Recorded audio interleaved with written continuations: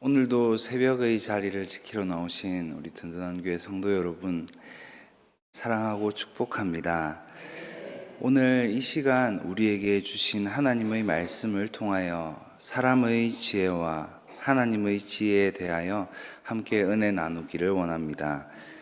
오늘 우리가 읽은 사무엘하 14장의 말씀은 다윗 왕의 아들 압살롬이 그의 이복형 암논을 살해하고 도망간 지 3년이라는 시간이 지난 후의 이야기입니다. 다윗은 아들 압살롬을 향한 그리움과 또 고통스러운 마음 때문에 괴로워하고 있었습니다. 이때 그를 보좌하던 요압이 다윗을 바라보고 한 가지 꾀를 냅니다. 바로 지혜로운 여인을 등장시켜서 다윗의 마음을 움직이려 한 것입니다. 이 요압의 계략과 또 지혜로운 여인의 이야기를 통해 우리는 사람의 지혜가 가진 한계와 또 하나님의 지혜가 어떠한 차이가 있는지를 깨닫게 됩니다. 사람의 지혜는 때로는 문제를 잘 해결하는 것처럼 보여집니다. 그런데 사람의 지혜는 어떻습니까? 그 가운데에는 사람의 계산과 또 의도가 숨겨져 있습니다. 그렇다면 하나님의 지혜는 어떠합니까? 하나님의 지혜는 가장 선한 길로 인도하시는 완전한 지혜입니다. 오늘 말씀을 통하여 우리 삶 속에서 사람의 지혜를 의지할 때와 하나님의 지혜를 구할 때의 결과를 비교하며 또 온전한 하나님을 의지하는 삶의 중요성을 깨닫는 시간이 되기를 바랍니다. 오늘 우리가 읽었던 본문 1절에서 스루야의 아들 요압이 왕의 마음이 압살롬에게로 향하는 줄 알고 라고 시작을 합니다. 이 요압은 매우 영리하고 눈치가 빠른 사람이었습니다. 요압은 다윗 왕을 바라보며 우리 왕이 압살롬을 그리워하고 있구나라는 것을 파악했습니다. 그리고 그는 왕의 이 감정을 이용하여 자신의 목적을 이루려고 자신의 지혜를 발휘합니다.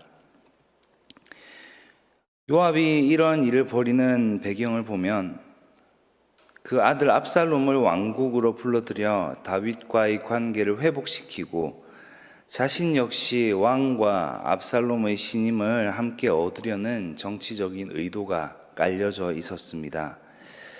압살롬이 돌아오게 되면 향후 왕위 계승 문제에 있어서도 자신이 유리한 위치를 가질 수 있을 것이라고 계산했습니다. 요압이 행한 일들은 다윗과 압살롬의 관계를 위한 것이 아니라 철저히 자기 자신의 이익을 위한 것이었습니다. 우리 역시 삶 가운데에 요압과 같이 나의 이익을 위한 지혜를 사용할 때가 있습니다. 상황을 유리하게 만들기 위해서 사람의 마음을 조종하거나 나의 유익을 위해 행하는 일들, 이 가운데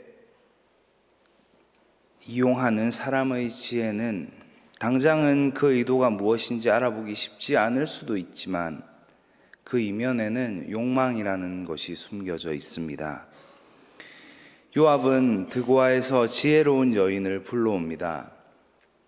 이 지혜롭다라는 말은 긍정적인 의미보다는 교활하다, 간교하다라는 부정적인 의미가 더 많이 포함되어 있는 말입니다.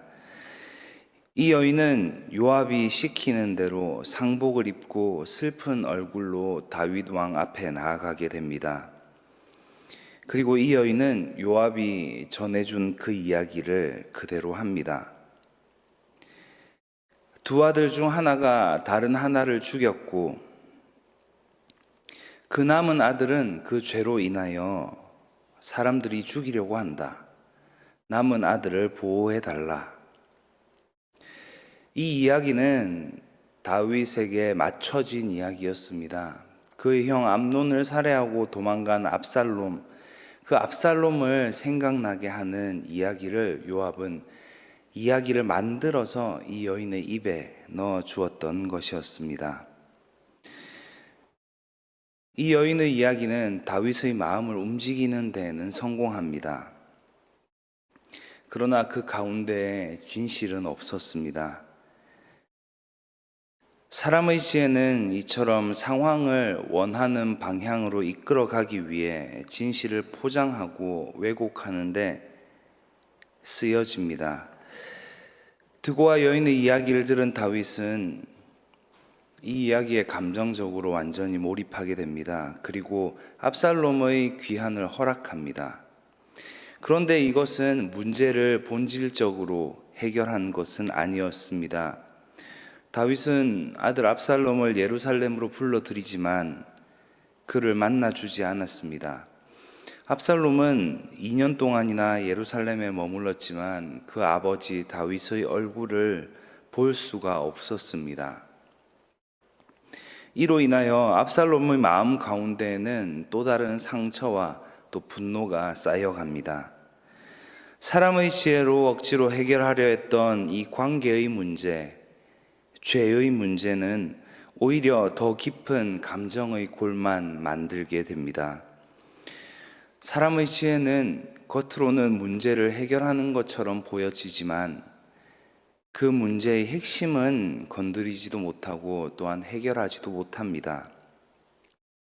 인간적인 방법으로 지금 당장의 상황을 모면하려고 하지만 근본적인 죄와 또 관계의 문제는 해결이 되지 않습니다.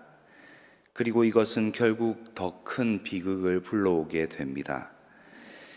요압의 이런 계획은 압살롬을 돌아오게 하는 데는 성공합니다. 그러나 이 모든 것은 요압 자신의 이익을 위한 것이었습니다. 다윗도 이 드고와 여인의 이야기가 결국은 이 요압의 계략임을 알게 됩니다. 사람의 지혜는 한계가 있고 그 모든 의도와 동기는 언젠가는 드러나게 됩니다. 전능하신 하나님 앞에서 감출 수 있는 것은 아무것도 없다라는 것입니다. 이 드고와 여인의 이야기를 통하여 우리는 사람의 지혜가 아닌 하나님의 지혜를 구해야 함을 알게 됩니다. 하나님의 지혜는 우리를 회개로 이끌고 인간의 지혜는 겉모양만 해결하는 방식으로 이끌 뿐입니다. 다윗의 가정에 닥친 고통은 결국은 그 뿌리를 찾아가 보면 다윗이 지은 죄로부터 시작되었습니다. 하나님의 지혜는 이 모든 문제의 뿌리인 죄를 해결하는 데 있습니다. 죄의 문제를 인정하고 하나님께 용서를 구하는 것, 이것이 진정한 해결책이라는 것입니다. 사도 바울은 고린도전서에서 이렇게 이야기합니다. 우리가 전하는 것은 십자가에 못 박히신 그리스도이니. 세상 사람들에게는 어리석게 보이는 십자가가 바로 하나님의 완전한 지혜라는 것입니다. 인간의 모든 죄를 해결하는 방법은 인간의 어떤 지혜나 꾀로도 불가능하기 때문입니다. 오직 예수 그리스도의 십자가를 통해서만 우리는 구원을 얻고 죄와 사망의 문제에서 자유로워질 수가 있습니다. 이것이 바로 하나님의 지혜가 가진 놀라운 능력입니다. 우리에게 필요한 것은 요압의 술수나 드고와 여인의 이런 지혜로운 말이 아닙니다. 오직 온전한 지혜이신 예수 그리스도만 전적으로 의지하는 것입니다. 오늘 드고와 여인의 이야기에서 우리는 사람의 지혜가 가지고 있는 한계와 또 불완전함을 보았습니다. 당장은 닥친 문제를 해결하는 것처럼 보일지 몰라도 사람의 지혜에는 더 큰 비극의 씨앗이 숨겨져 있습니다. 반면에 하나님의 지혜는 가장 근본적인 문제인 죄를 해결하고 우리를 온전한 구원으로 나아가게 합니다. 우리 삶 속에서 직면하는 문제들 가운데에 우리 성도님들은 인간적인 방법과 또 사람의 지혜로 문제들을 해결하려 한 적은 없으십니까? 오늘 이 시간부터 그 방법들을 내려놓고 온전한 지혜이신 예수 그리스도만 의지하시기를 바랍니다. 세상 사람들의 눈에는 어리석음으로 보이는 이 십자가를 통해 구원받은 우리는 세상의 지혜가 아니라, 사람의 지혜가 아니라 오직 하나님의 지혜를 따라가는 삶을 살아야 합니다. 오늘 새벽을 깨우고 하나님의 말씀으로 무장하는 우리 든든한 교회 성도님들 모두가 모든 문제와 걱정과 염려를 주님께 맡기고 하나님의 지혜가 우리 삶을 인도하시는 복을 누리기를 소망합니다. 기도하겠습니다. 거룩하고 위대하신 주님, 사람의 지혜가 가지고 있는 한계를 보았습니다. 완전한 지혜는 하나님의 지혜밖에 없음을 다시 한번 마음에 새기기를 원합니다. 오직 하나님의 지혜만을 구하게 하여 주시옵소서. 지혜의 근원 되시는 예수 그리스도의 이름으로 기도합니다. 아멘.